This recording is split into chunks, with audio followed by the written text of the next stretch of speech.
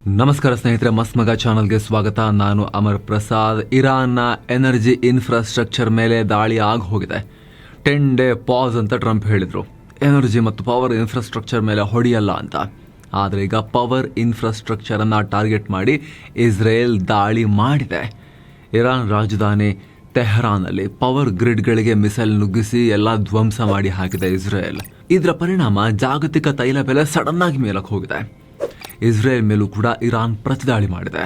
ಇಸ್ರೇಲ್ನ chemical ಫ್ಯಾಕ್ಟರಿಯನ್ನು ಭಸ್ಮ ಮಾಡಿದೆ. ಅಲ್ಲಿ ಅಪಾಯಕಾರಿ ರಾಸಾಯನಿಕ ವಸ್ತುಗಳು ಲೀಕ್ ಆಗೋ ಭಯ ಶುರುವಾಗಿದೆ ಇಸ್ರೇಲ್ ಒಳಗಡೆ. ಈ ನಡುವೆ ಟ್ರಂಪ್ ವಿಮಾನದ ಹತ್ರ ಭಾರಿ ಡ್ರಾಮಾ ಆಗಿದೆ. ಇದ್ದಕ್ಕಿದ್ದಂತೆ ವಿಮಾನವೊಂದು ಟ್ರಂಪ್ರ ವಿಮಾನದ ಕಡೆಗೆ ನುಗ್ಗಿ ಬಂದಿದ್ದು, ಹತ್ರಕ್ಕೆ ಬಂದಿದ್ದು ಅಮೆರಿಕದ ವಾಯುಪಡೆ ಅದನ್ನು ಅಟ್ಟಾಡಿಸ್ಕೊಂಡು ಹೋಗಿದೆ. ಅದ ಖಾರ್ಗ್ ದ್ವೀಪವನ್ನು ವಶಕ್ಕೆ ತಗೋಬಹುದು ಅಂತ ಟ್ರಂಪ್ ಮತ್ತೆ ಮಾತನಾಡಿದ್ದಾರೆ. ತೈಲ ಬೆಲೆ $116. ಎಲ್ಲದರ ಬಗ್ಗೆ ಕ್ವಿಕ್ ಆಗಿ 1 by 1 ನೋಡ್ತಾ ಹೋಗೋಣ ಸ್ನೇಹಿತರೆ. ಮೊದಲಿಗೆ ಭಾರತ ಸರ್ಕಾರ ಹೊರಡಿಸಿರೋ ಒಂದು ಮಹತ್ವದ ಆದೇಶದ ಬಗ್ಗೆ ನಿಮಗೆ ಕ್ವಿಕ್ ಆಗಿ ಮಾಹಿತಿಯನ್ನು ನೀಡಿಬಿಡ್ತೇವೆ ಸ್ನೇಹಿತರೆ. ಯುದ್ಧದ ಪರಿಣಾಮ ಸಪ್ಲೈ ಚೈನಲ್ಲಿ ಪ್ರಾಬ್ಲಮ್ ಆಗ್ತಾ ಇದೆಯಲ್ಲ, ಅದರ ಪರಿಣಾಮ ಈಗ ಇನ್ನೊಂದು ನಿರ್ಧಾರವನ್ನು ಕೈಗೊಂಡಿದೆ ಕೇಂದ್ರ ಸರ್ಕಾರ. ಇನ್ನು ಮುಂದೆ ಪೆಟ್ರೋಲ್ ಪಂಪ್ಗಳಲ್ಲೂ ಕೂಡ ಸೀಮೆ ಎಣ್ಣೆ ಕೆರೋಸಿನ್ ಸಿಗುತ್ತೆ ಅಂತ ಹೇಳಿದೆ. ಅಡುಗೆ ಮತ್ತು ದೀಪ ಉರಿಸೋಕೆ ಜನರಿಗೆ ಯಾವುದೇ ಸಮಸ್ಯೆ ಆಗಬಾರ್ದು ಅಂತ ಸರ್ಕಾರ ಈ ಆದೇಶ ಹೊರಡಿಸಿದೆ. ಮುಂದಿನ 60 ದಿನಗಳ ಕಾಲ ಆಯ್ದ ಪೆಟ್ರೋಲ್ ಪಂಪ್ಗಳಲ್ಲಿ ಈ ಸೀಮೆ ಎಣ್ಣೆ ಸಿಗುತ್ತೆ. ಇದಕ್ಕಾಗಿ ಪೆಟ್ರೋಲಿಯಂ ಸೇಫ್ಟಿ ಮತ್ತು ಲೈಸೆನ್ಸಿಂಗ್ ನಿಯಮಗಳನ್ನು ಕೂಡ ಸಡಿಲಿಕೆ ಮಾಡಲಾಗಿದೆ. ಈಗ ಆಲ್ರೆಡಿ ಸೀಮೆ ಎಣ್ಣೆ ಮುಕ್ತ ಅಂತ ಹೇಳಿ ಘೋಷಣೆಯಾಗಿದ್ದ ದಿಲ್ಲಿ, ಹರಿಯಾಣ, ಉತ್ತರ ಪ್ರದೇಶ ಮತ್ತು ಗುಜರಾತ್ ಸೇರಿದ ಹಾಗೆ ಒಟ್ಟು 21 ರಾಜ್ಯ ಮತ್ತು ಕೇಂದ್ರಾಡಳಿತ ಪ್ರದೇಶಗಳಲ್ಲೂ ಕೂಡ ಈ ಹೊಸ ವ್ಯವಸ್ಥೆ ಜಾರಿಗೆ ಬಂದಿದೆ. ಯುದ್ಧ ಮುಗಿಯೋ ತನಕ ಏರ್ ಕ್ವಾಲಿಟಿ ಬಗ್ಗೆ ಆಮೇಲೆ ಥಿಂಕ್ ಮಾಡೋಣ ಅಂತ ಹೇಳಿ. ಕರ್ನಾಟಕದಲ್ಲಿ ಸೀಮೆ ಎಣ್ಣೆಯನ್ನು ಅಫಿಷಿಯಲ್ ಆಗಿ ಬ್ಯಾನ್ ಮಾಡಿಲ್ಲ, ಆದರೆ ಹೆಚ್ಚು ಜನ ಬಳಸ್ತಾ ಇಲ್ಲ. ಈಗ ಕೇಂದ್ರ ಸರ್ಕಾರವೇ ಈಗ ಈ ಹೆಜ್ಜೆ ಇಟ್ಟಿದೆ. ಈ ನಿಯಮದ ಪ್ರಕಾರ ಪ್ರತಿ ಜಿಲ್ಲೆಯಲ್ಲೂ ಗರಿಷ್ಠ 2 ಪೆಟ್ರೋಲ್ ಪಂಪ್ಗಳಿಗೆ ಮಾತ್ರ ಸೀಮೆ ಎಣ್ಣೆ ಮಾರಾಟ ಮಾಡೋಕೆ ಅವಕಾಶ ಕೊಡಲಾಗಿದೆ. ಹಾಗೆ ಈ ಪಂಪ್ಗಳು ಗರಿಷ್ಠ 5,000 ಲೀಟರ್ವರೆಗೆ ಮಾತ್ರ ಸೀಮೆ ಎಣ್ಣೆಯನ್ನು ಸ್ಟಾಕ್ ಇಟ್ಕೊಳ್ಬಹುದು. ಇದು ಕೇವಲ 60 ದಿನಗಳ ಕಾಲ ಮಾತ್ರ. ಮುಂದಿನ ಕ್ರಮವನ್ನು ಪರಿಸ್ಥಿತಿ ನೋಡಿಕೊಂಡು ತಗೊಳ್ತಾರೆ. ಏನು ಮಾರಾಟದ ಟೈಮ್ನಲ್ಲಿ ಯಾವುದೇ ಅನಾಹುತ ಆಗದಂತೆ ಸೇಫ್ಟಿ ನಿಯಮಗಳನ್ನು ಕಡ್ಡಾಯವಾಗಿ ಪಾಲಿಸಬೇಕು ಅಂತ ಸರ್ಕಾರ ಸೂಚಿಸಿದೆ. ಸ್ನೇಹಿತರೆ, ಶನಿವಾರವಷ್ಟೇ ಕೇಂದ್ರ ಸರ್ಕಾರ ಯುದ್ಧವನ್ನು, ಅಂದರೆ ಮಿಡಲ್ ಈಸ್ಟ್ನ ಯುದ್ಧವನ್ನು, ಅದರ ಪರಿಣಾಮಗಳನ್ನು ಫೇಸ್ ಮಾಡೋಕ್ಕೆ ನಮ್ಮಲ್ಲಿ ಒಂದು ಇನ್ಫಾರ್ಮಲ್ ಗ್ರೂಪ್ ಆಫ್ ಮಿನಿಸ್ಟರ್ಸ್ IGOMಗಳನ್ನು ರಚನೆ ಮಾಡಲಾಗಿತ್ತಲ್ಲ, ಅದರ ಮೀಟಿಂಗ್ ಆಗಿತ್ತಲ್ಲ. ಅದರಲ್ಲಿ ಇಂಧನ ಪೂರೈಕೆ, ದಿನ ಬಳಕೆ ಅಗತ್ಯ ವಸ್ತುಗಳ ಲಭ್ಯತೆ ಬಗ್ಗೆ ರಿವ್ಯೂ ಮಾಡಲಾಗಿತ್ತು. ಮಿಡ್ ಟರ್ಮ್ ಹಾಗೂ ಲಾಂಗ್ ಟರ್ಮ್ ಪ್ಲ್ಯಾನ್ಗಳನ್ನು ಮಾಡ್ಕೋಬೇಕು. ಕ್ರೈಸಿಸ್ ಏನೇ ಬಂದರೂ ಕೂಡ ಹಂತವಾಗಿ ರೆಸ್ಪಾಂಡ್ ಮಾಡ್ತಾ ಹೋಗಬೇಕು ಅಂತ ಹೇಳಿದರು. ಇದರ ಬೆನ್ನಲ್ಲೇ ಸೀಮೆ ಎಣ್ಣೆ ಆದೇಶ ಆಲ್ರೆಡಿ ಬಂದಾಗಿದೆ. ನಿಮಗೆಲ್ಲ ನೆನಪಿರ್ಬೋದು, ನಿಮ್ಮಲ್ಲಿ 90s ಅಥವಾ ಅದಕ್ಕಿಂತ ಹಿಂದೆ ಹುಟ್ಟಿದವರು ಯಾರಾದರೂ ಇದ್ದರೆ ಅವ್ರಿಗೆ ಗೊತ್ತಿರುತ್ತೆ ಸೀಮೆ ಎಣ್ಣೆ ಯಾವ ಥರ ಬಳಕೆ ಆಗ್ತಾ ಇತ್ತು ನಮ್ಮ ದೇಶದಲ್ಲಿ ಅಂತ ಹೇಳಿ. ಆವಾಗ ಸ್ಟವ್ಗಳು, ಸೀಮೆಎಣ್ಣೆ ಸ್ಟವ್ಗಳನ್ನು ಜಾಸ್ತಿ ಬಳಸಲಾಗ್ತಾ ಇತ್ತು. ಅದು ಬಿಟ್ಟರೆ ಸೌದೆ ಬಳಸಲಾಗ್ತಾ ಇತ್ತು. ತುಂಬ ಜನರ ಮನೆಯಲ್ಲಿ ಕಿಚನ್ಗಳಲ್ಲೂ ಕೂಡ ಆವಾಗ ಗ್ಯಾಸ್ಗಿಂತ ಮುಂಚೆ ಸೀಮೆಎಣ್ಣೆ ಸ್ಟವ್ಗಳಿದ್ವು. ಸೌದೆ ಒಲೆಗಳನ್ನು ಬಳಸೋರು ಕೂಡ ಸ್ವಲ್ಪ ಸೀಮೆಎಣ್ಣೆ ಸೌದೆ ಮೇಲೆ ಸಿಂಪಡಿಸಿ ಹಚ್ಚಿಬಿಟ್ಟು ಆಮೇಲೆ ಅದನ್ನು ಉರಿಸ್ತಾ ಇದ್ರು, ಬೇಗ ಸ್ಟಾರ್ಟ್ ಮಾಡೋಕ್ಕೋಸ್ಕರ. ಸೌದೆಗೆ ಬೆಂಕಿ ಹಚ್ಚೋದು ಲೇಟ್ ಆಗುತ್ತೆ ಕೆಲವೊಂದು ಟೈಮ್ನಲ್ಲಿ ಅನ್ನೋ ಕಾರಣಕ್ಕೋಸ್ಕರ. ಎಲ್ಲ ಬಿಡಿ ಸ್ನೇಹಿತರೆ, ದೀಪಕ್ಕೂ ಸೀಮೆಎಣ್ಣೆನ ಹಾಕಿ ಬಳಸಲಾಗ್ತಾ ಇತ್ತು. ಖುದ್ದು ನನಗೂ ಕೂಡ ಅದರ ವೈಯಕ್ತಿಕವಾಗಿ ಅನುಭವ ಇದೆ. ಬಹಳ ವರ್ಷಗಳ ಕಾಲ ಮನೆಯಲ್ಲಿ ಸೀಮೆಎಣ್ಣೆ ದೀಪವನ್ನು ನೋಡಿದ ಅನುಭವ. ಸೊ ಈಗ ಮತ್ತೆ ಎಕ್ಸ್ಟ್ರಾರ್ಡಿನರಿ ಟೈಮ್ಸ್, ಎಕ್ಸ್ಟ್ರಾರ್ಡಿನರಿ ಸ್ಟೆಪ್ಸ್ ಅನ್ನೋ ರೀತಿಯಲ್ಲಿ ಸೀಮೆ ಎಣ್ಣೆಯ ಗ್ರ್ಯಾಂಡ್ ರೀ ಎಂಟ್ರಿ ಆಗಿದೆ ಇಲ್ಲಿ ಈ ಸನ್ನಿವೇಶದಲ್ಲಿ. ಈ ನಡುವೆ ಅಮೆರಿಕದ ಫ್ಲೋರಿಡಾದಲ್ಲಿ ಭಾರಿ ಹೈಡ್ರಾಮಾ ಆಗಿದೆ. ಪಾಮ್ ಬೀಚ್ ಇಂಟರ್ನ್ಯಾಷನಲ್ ಏರ್ಪೋರ್ಟ್ ಬಳಿ ಅಮೆರಿಕ ಅಧ್ಯಕ್ಷ ಡೊನಾಲ್ಡ್ ಟ್ರಂಪ್ ಅವರ ಏರ್ ಫೋರ್ಸ್ 1 ವಿಮಾನ ಇತ್ತು. ಈ ವಿಮಾನದ ಭದ್ರತೆಗಾಗಿ ಆ ಜಾಗದಲ್ಲಿ ಫ್ಲೈಟ್ ರೆಸ್ಟ್ರಿಕ್ಷನ್ ಹಾಕಲಾಗಿತ್ತು. ಆದರೆ ನಿಯಮವನ್ನು ಬ್ರೇಕ್ ಮಾಡಿದ ಒಂದು ಸಿವಿಲಿಯನ್ ಏರ್ಕ್ರಾಫ್ಟ್ ನಿಷೇಧಿತ ಏರಿಯಾಗೆ ಎಂಟ್ರಿ ಕೊಟ್ಟಿದೆ. ತಕ್ಷಣ ಅಲರ್ಟ್ ಆದ ಭದ್ರತಾ ಪಡೆಗಳು F-16 ಫೈಟರ್ ಜೆಟ್ಗಳನ್ನು ಕಳುಹಿಸಿ ವಿಮಾನವನ್ನು ಅಡ್ಡಗಟ್ಟಿದ್ದಾರೆ. ಈ ಟೆನ್ಷನ್ನಿಂದ ಏರ್ಪೋರ್ಟ್ನಲ್ಲಿ ಸ್ವಲ್ಪ ಹೊತ್ತು ಬೇರೆ ವಿಮಾನಗಳ ಹಾರಾಟ ಮಾಡದಂತೆ ಗ್ರೌಂಡ್ ಸ್ಟಾಪ್ ಮಾಡಲಾಗಿತ್ತು. ಆಮೇಲೆ ಅಮೆರಿಕದ ವಾಯುಪಡೆಯ F-16 ಜೆಟ್ಗಳು ಆ ಸಿವಿಲಿಯನ್ ವಿಮಾನವನ್ನು ಸುತ್ತುವರೆದವು. ಅಷ್ಟೇ ಅಲ್ಲ, ಪೈಲಟ್ಗೆ ವಾರ್ನಿಂಗ್ ಕೊಡೋಕೆ ಜೆಟ್ಗಳಿಂದ ಫ್ಲೇರ್ಸ್, ಅಂದರೆ ಬೆಂಕಿ ಉಂಡೆಗಳನ್ನು ಕೂಡ ಸಿಡಿಸಲಾಯಿತು. ಬಳಿಕ ವಿಮಾನವನ್ನು ಸೇಫಾಗಿ ರೆಸ್ಟ್ರಿಕ್ಟೆಡ್ ಏರಿಯಾದಿಂದ ಹೊರಗೆ ತರಲಾಗಿದೆ. ಈ ಘಟನೆ ಆದಾಗ ಅಧ್ಯಕ್ಷ ಡೊನಾಲ್ಡ್ ಟ್ರಂಪ್ ಅವರು ಟ್ರಂಪ್ ಇಂಟರ್ನ್ಯಾಷನಲ್ ಗಾಲ್ಫ್ ಕೋರ್ಸ್ನಲ್ಲಿದ್ದರು. ಹಾಗೆ ಅವರ ಏರ್ ಫೋರ್ಸ್ 1 ವಿಮಾನ ಸಂಜೆವರೆಗೂ ಟೇಕ್ ಆಫ್ ಆಗೋ ಪ್ಲಾನ್ ಇರಲಿಲ್ಲ. ಹೀಗಾಗಿ ಟ್ರಂಪ್ಗಾಗಲಿ ಅವರ ವಿಮಾನಕ್ಕಾಗಲಿ ದೊಡ್ಡ ಸಮಸ್ಯೆ ಏನಾಗಲಿಲ್ಲ. ಜೊತೆಗೆ ಫೈಟರ್ ಜೆಟ್ನಿಂದ ಸಿಡಿಸಿದ ಫ್ಲೇರ್ಸ್ ಕಂಪ್ಲೀಟ್ ಆಗಿ ಗಾಳಿಯಲ್ಲೇ ಸುಟ್ಟು ಹೋಗುತ್ತೆ. ಇದರಿಂದ ಜನರಿಗೂ ಕೂಡ ಯಾವುದೇ ಅಪಾಯ ಇಲ್ಲ ಅಂತ ಮಾಹಿತಿಯನ್ನು ಕೊಟ್ಟಿದ್ದಾರೆ. ಇನ್ನು ಈ ರೀತಿ ಆಗಲಿಕ್ಕೆ ಮುಖ್ಯ ಕಾರಣ ಆ ಸಿವಿಲಿಯನ್ ವಿಮಾನ ಸ್ವಲ್ಪ ಹೊತ್ತು ಏರ್ ಟ್ರಾಫಿಕ್ ಕಂಟ್ರೋಲ್ ಜೊತೆ ಕಮ್ಯುನಿಕೇಷನ್ ಕಟ್ ಆಗಿತ್ತು, ಆಮೇಲೆ ಮತ್ತೆ ಕನೆಕ್ಟ್ ಆಗಿತ್ತು. ಹಾಗಾಗಿ ಕಮ್ಯುನಿಕೇಷನ್ ಗ್ಯಾಪ್ನಿಂದ ಹಿಂಗಾಗಿದೆ ಅಂತ ಹೇಳಿದ್ದಾರೆ. ಇನ್ನು ಸ್ನೇಹಿತರೆ, ಒಂದು ಸಣ್ಣ ಮನವಿ, ವಿಡಿಯೋ ಕೆಳಗಿರೋ ಜಾಯಿನ್ ಬಟನ್ ಮೂಲಕ ಆಸಕ್ತ ವೀಕ್ಷಕರು ಮಸ್ಮಗ ಪ್ರೀಮಿಯಂ ಸದಸ್ಯರಾಗಬಹುದು. ಆಗ ಎಲ್ಲ ಮೆಂಬರ್ ಓನ್ಲಿ ವಿಡಿಯೋಸ್ ಅನ್ನ ನೋಡಬಹುದು. ಅದು ಬಿಸ್ news, current power, economics mini series ಹಾಗೂ ಹಲವು ವಿಡಿಯೋಗಳ ಅರ್ಲಿ ಆಕ್ಸೆಸ್. ಎಲ್ಲಕ್ಕಿಂತ ಹೆಚ್ಚಾಗಿ ನಿಮ್ಮ ಒಂದೊಂದು ಮೆಂಬರ್ಶಿಪ್ ಕೂಡ ನೀವು ನಮ್ಮ ತಂಡಕ್ಕೆ ಕೊಡೋ ಅತಿ ದೊಡ್ಡ ಬೆಂಬಲ. ಆಸಕ್ತರು ವಿಡಿಯೋ ಕೆಳಗಿರೋ ಜಾಯಿನ್ ಬಟನ್ ಚೆಕ್ ಮಾಡಿ ಬನ್ನಿ, ಈಗ ಕಂಟಿನ್ಯೂ ಮಾಡೋಣ. ಇನ್ನು ಸ್ನೇಹಿತರೆ, ಏಪ್ರಿಲ್ 6ನೇ ತಾರೀಕಿನ ತನಕ 10 ಡೇಸ್ ಇರಾನ್ನ ಪವರ್ ಗ್ರಿಡ್ಗಳನ್ನು, ಎನರ್ಜಿ ಇನ್ಫ್ರಾವನ್ನು ಮುಟ್ಟಲ್ಲ, ನಾವು ಇರಾನ್ಗೆ ಜೀವದಾನ ಕೊಡ್ತಾ ಇದ್ದೀವಿ, ಡೀಲ್ ಆಗ್ಬಿಡುತ್ತೆ ಅಷ್ಟರಲ್ಲಿ ಅಂತ ಹೇಳಿ ಟ್ರಂಪ್ ರಾಗ ಹಾಡ್ತಾನೆ ಇರೋ ಹೊತ್ತಲ್ಲಿ ಇಸ್ರೇಲ್ ನಮಗೂ ಇದಕ್ಕೂ ಸಂಬಂಧನೇ ಇಲ್ಲ ಅನ್ನೋ ಥರದಲ್ಲಿ ಭಯಾನಕ ದಾಳಿ ಮಾಡಿದೆ. ತೆಹರಾನ್, ಕರಾಜ್, ಅಲ್ಬೋರ್ಸ್ ಸೇರಿದ ಹಾಗೆ ಸಾಕಷ್ಟು ಎಲೆಕ್ಟ್ರಿಸಿಟಿ ಟ್ರಾನ್ಸ್ಮಿಷನ್ ಸಬ್ ಸ್ಟೇಷನ್ಗಳಿಗೆ ಮಿಸೈಲ್ ಹಾಕಿದೆ.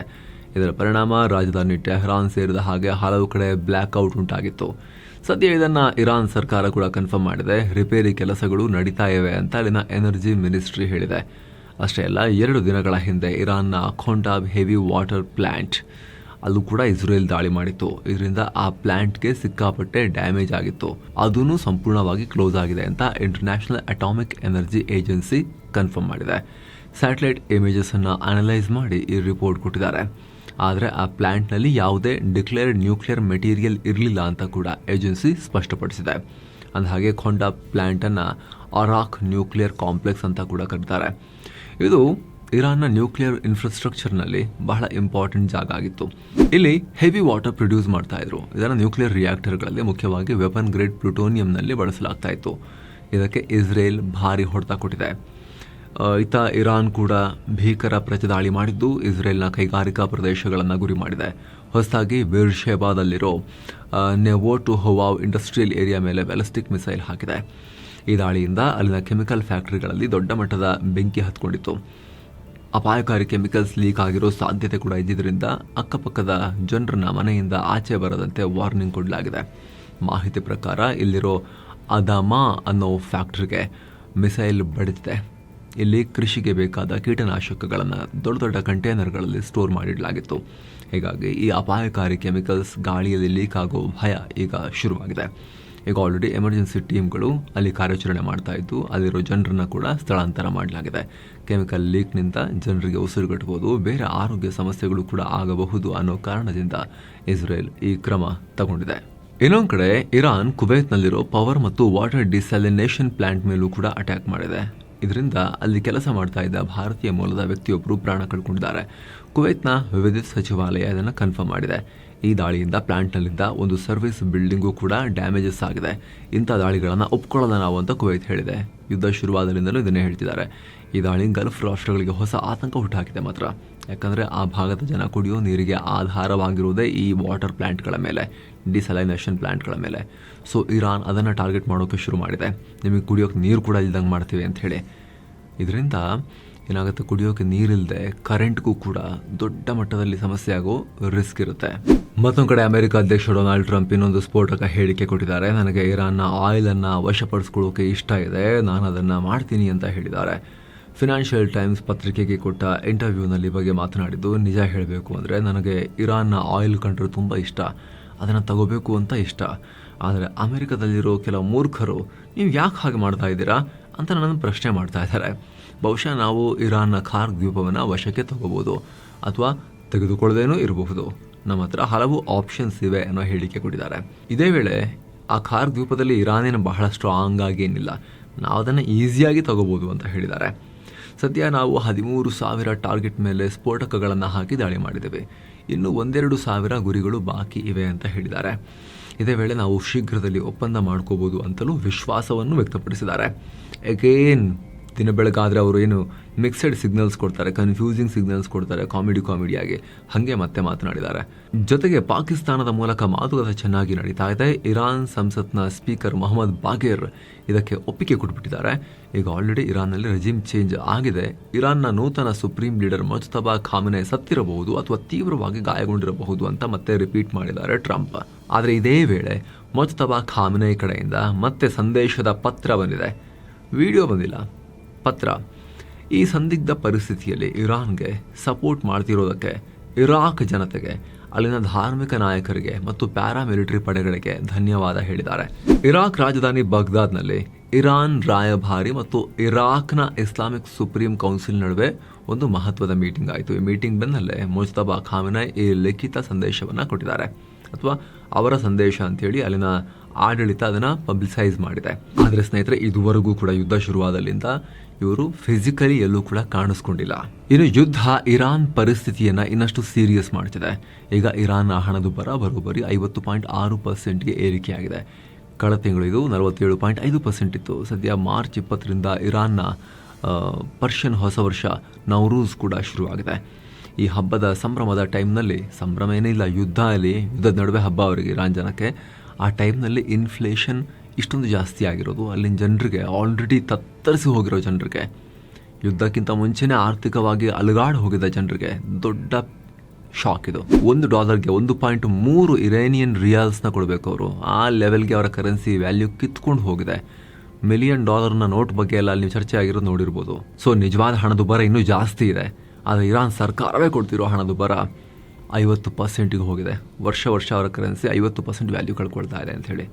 ನಿಜವಾಗ್ಲೂ ಇನ್ನೂ ಜಾಸ್ತಿ ಇದೆ ಇದು, ಬಟ್ ಸರ್ಕಾರ ಹೇಳ್ತಿರೋದೇ ಇಷ್ಟು 50% ಅಂತ ಹೇಳಿ. ಫಾರ್ ಕಂಪ್ಯಾರಿಸನ್, ನಮ್ಮಲ್ಲಿ 2% ಆಸುಪಾಸಲ್ಲಿತ್ತು ಸರ್ಕಾರದ ಲೆಕ್ಕ. RBIನ ಲೆಕ್ಕಾಚಾರ ಏನಂದರೆ 4ರಿಂದ 6% ಒಳಗಡೆ ಇದ್ರೂ ಸೇಫ್ ನಾವು ಅಂಥೇಳಿ. ಈ ಥರ ಪರಿಸ್ಥಿತಿ ಇರಾನ್ನಲ್ಲೀಗ. ಇನ್ನು ಈ ಯುದ್ಧದಲ್ಲಿ ಪಾಕಿಸ್ತಾನ ಜೋಕರ್ ಆಗೋದು ಬಹುತೇಕ ಖಚಿತ ಆಗ್ತಾ ಇದೆ. ಒಂದು ಕಡೆ ಅಮೆರಿಕ ಭೂದಾಳಿ ಮಾಡೋಕೆ ತನ್ನ ಸಾವಿರಾರು ಸೈನಿಕರನ್ನ ಇರಾನ್ ಕಡೆಗೆ ಮೂವ್ ಮಾಡ್ತಾ ಇದೆ. ಇನ್ನೊಂದು ಕಡೆ ಪಾಕಿಸ್ತಾನ ನಾವು ಮುಂದಿನ ದಿನಗಳಲ್ಲಿ ಇರಾನ್ ಅಮೆರಿಕಾಗೆ ಫ್ರೆಂಡ್ಶಿಪ್ ಮಾಡಿಸ್ತೀವಿ ಅಂತ ಹೇಳಿದೆ. ಪಾಕ್ ಫಾರಿನ್ ಮಿನಿಸ್ಟರ್ ಇಶಕ್ ದರ್ ಈ ಬಗ್ಗೆ ಮಾತನಾಡಿದ್ದು, ಮಾತುಕತೆ ನಡೆಸೋಕೆ ಪಾಕಿಸ್ತಾನದ ಮೇಲೆ ಅಮೆರಿಕ ಮತ್ತು ಇರಾನ್ ನಂಬಿಕೆ ಇಟ್ಟಿರುವುದು ನಮಗೆ ಖುಷಿ ತಂದಿದೆ. ಟರ್ಕಿ, ಈಜಿಪ್ಟ್ ಮತ್ತು ಸೌದಿ ಅರೇಬಿಯಾದ ಫಾರಿನ್ ಮಿನಿಸ್ಟರ್ಸ್ ಕೂಡ ಪಾಕಿಸ್ತಾನದ ಈ ಶಾಂತಿ ಪ್ರಯತ್ನಗಳಿಗೆ ಸಪೋರ್ಟ್ ಮಾಡಿದ್ದಾರೆ. ನಾವು ಮುಂದಿನ ದಿನಗಳಲ್ಲಿ ಇರಾನ್ ಮತ್ತು ಅಮೆರಿಕಗಳನ್ನು ಕೂರಿಸಿ ಮಾತನಾಡಿಸ್ತೀವಿ ಅಂತ ಹೇಳಿದ್ದಾರೆ. ಇನ್ನು ಲೆಬನಾನ್ನಲ್ಲಿ ಇನ್ನಷ್ಟು ನೆಲವನ್ನು ಆಕ್ರಮಿಸಿಕೊಳ್ಳಿ ಅಂತ ಇಸ್ರೇಲ್ ಪ್ರಧಾನಿ ನೆತನ್ಯಾಹು ಸೇನೆಗೆ ಆದೇಶ ಕೊಟ್ಟಿದ್ದಾರೆ. ಬಾರ್ಡರ್ ಹತ್ತಿರ ಆಗ್ತಿರೋ ಸಮಸ್ಯೆಗಳನ್ನು ತಡೆಯೋಕೆ, ಹಾಗೆ ನಮಗಾಗ್ತಿರೋ ಬೆದರಿಕೆಗಳನ್ನು ನ್ಯೂಟ್ರಲೈಸ್ ಮಾಡೋಕೆ ಈ ನಿರ್ಧಾರ ಅಂತ ಹೇಳಿದ್ದಾರೆ. ಈಗ ಆಲ್ರೆಡಿ ಲಿಟಾನಿ ನದಿಯ ತನಕ ಇಸ್ರೇಲ್ ಸೇನೆ ನುಗ್ಗಿದೆ. ಈಗ ಇನ್ನಷ್ಟು ಕಂಟ್ರೋಲ್ಗೆ ತಗೊಂಡು ಬಫರ್ ಝೋನ್ ಕ್ರಿಯೇಟ್ ಮಾಡಿ ಅಂತ ಇಸ್ರೇಲ್ ಸರ್ಕಾರ ಹೇಳಿದೆ. ಸದ್ಯಕ್ಕೆ ಲೆಬನಾನ್ನಲ್ಲಿ ಹಿಜ್ಬುಲ್ಲಾ ವಿರುದ್ಧ ಇಸ್ರೇಲ್ನ ಆಪರೇಷನ್ ಕಂಟಿನ್ಯೂ ಆಗ್ತಾನೆ ಇದೆ. ಇನ್ನೊಂದು ಕಡೆ ಲೆಬನಾನ್ನಲ್ಲಿರೋ ಇರಾನ್ ಅಂಬಾಸಿಡರ್ಗೆ ದೇಶ ಬಿಟ್ಟು ಹೋಗುವಂತೆ ಆರ್ಡರ್ ಮಾಡಲಾಗಿತ್ತು. ಆದರೆ ಅವರು ಲೆಬನಾನ್ ಬಿಟ್ಟು ಹೋಗಲ್ಲ ಅಂತ ಪಟ್ಟು ಹಿಡಿದಿದ್ದಾರೆ. ಲೆಬನಾನ್ ಪಾರ್ಲಿಮೆಂಟ್ನ ಸ್ಪೀಕರ್ ನಬಿ ಬೆರ್ರಿ ಮತ್ತು ಹಿಜ್ಬುಲ್ಲಾ ಗುಂಪಿನ ಸಪೋರ್ಟ್ ಇರೋದ್ರಿಂದ ಅವರು ಹೇಳಿರೋ ಥರ ಅಂಬಾಸಿಡರ್ ಅಲ್ಲೇ ಉಳ್ಕೊಳ್ತಾ ಇದ್ದಾರೆ ಅಂತ ಇರಾನ್ನ ಡಿಪ್ಲೊಮ್ಯಾಟಿಕ್ ಮೂಲಗಳು ಮಾಹಿತಿ ಕೊಟ್ಟಿವೆ. ಇರಾನ್ ಅಂಬಾಸಿಡರನ್ನು ಹೊರಹಾಕುವ ನಿರ್ಧಾರವನ್ನು ಹಿಜ್ಬುಲ್ಲಾ ತೀವ್ರವಾಗಿ ಖಂಡಿಸಿದೆ. ಅಷ್ಟೇ ಅಲ್ಲ, ಇದನ್ನು ವಿರೋಧಿಸಿ ಸ್ಪೀಕರ್ ಬೆರ್ರಿ ಅವರ ಅಮಲ್ ಮೂವ್ಮೆಂಟ್ ಮತ್ತು ಹಿಜ್ಬುಲ್ಲಾ ಮಿನಿಸ್ಟರ್ಸ್ ಈ ವಾರದ ಕ್ಯಾಬಿನೆಟ್ ಮೀಟಿಂಗ್ ಅನ್ನೇ ಬಾಯ್ಕಾಟ್ ಮಾಡಿದ್ದಾರೆ. ಸೊ ಸ್ನೇಹಿತರೆ, ಇದಾಗಿತ್ತು ಇಲ್ಲಿ ತನಕದ ಎಲ್ಲ ಪ್ರಮುಖ ಸುದ್ದಿಯನ್ನು ನಿಮಗೆ ಕ್ವಿಕ್ ಆಗಿ ತಲುಪಿಸುವಂತಹ ಪ್ರಯತ್ನ. ಮಿಡಲ್ ಈಸ್ಟ್ನ ಎಲ್ಲ ಬೆಳವಣಿಗೆಗಳನ್ನು ಮುಂದೆ ಕೂಡ ನಿಮಗೆ ಟೈಮ್ಲಿಯಾಗಿ ತಲುಪಿಸ್ತಾನೆ ಇರ್ತೀವಿ. ಹಾಗಾಗಿ ದಯವಿಟ್ಟು ವೆರಿಫೈಡ್ ಮಾಹಿತಿಗಾಗಿ ಸಬ್ಸ್ಕ್ರೈಬ್ ಮಾಡೋದನ್ನು ಯಾವುದೇ ಕಾರಣಕ್ಕೂ ಮರಿಬೇಡಿ ಸ್ನೇಹಿತರೆ. ಹಾಗೆ ವಿಡಿಯೋ ಕೆಳಗಿರೋ ಜಾಯಿನ್ ಬಟನ್ ಮೂಲಕ ಆಸಕ್ತ ವೀಕ್ಷಕರು ಮಸ್ತ್ ಮಗ ಪ್ರೀಮಿಯಂ ಸದಸ್ಯರಾಗ್ಬೋದು. ಆಗಲೇ ಹೇಳಿದ ಹಾಗೆ ಮತ್ತೆ ಭೇಟಿ ಆಗ್ತಿರೋಣ. ನಮಸ್ತೆ.